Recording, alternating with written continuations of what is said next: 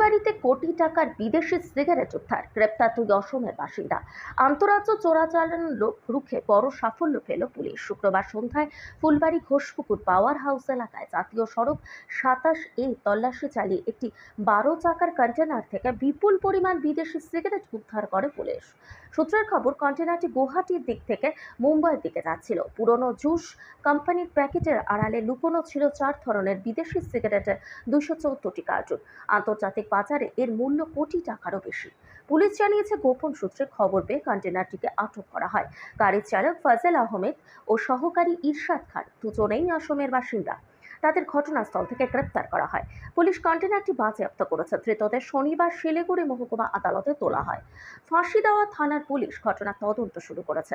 প্রাথমিকভাবে মনে করা হচ্ছে, আন্তর্জাতিক চোরাচালান চক্রের সঙ্গে এই ঘটনা জড়িত থাকতে পারে।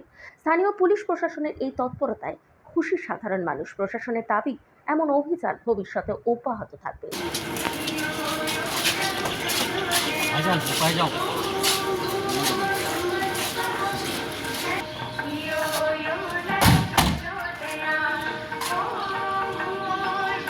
তুই সব কেন তাহলে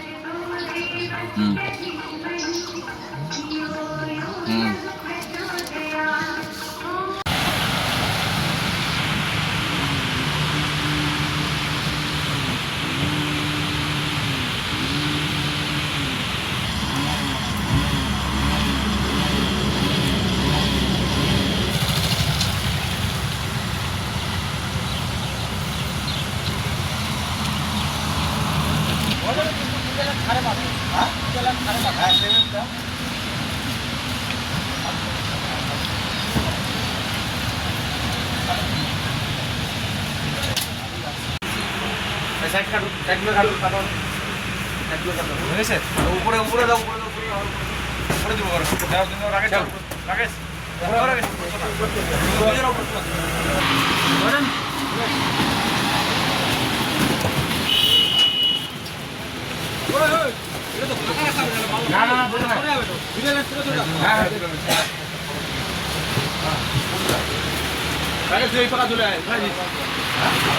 ভাই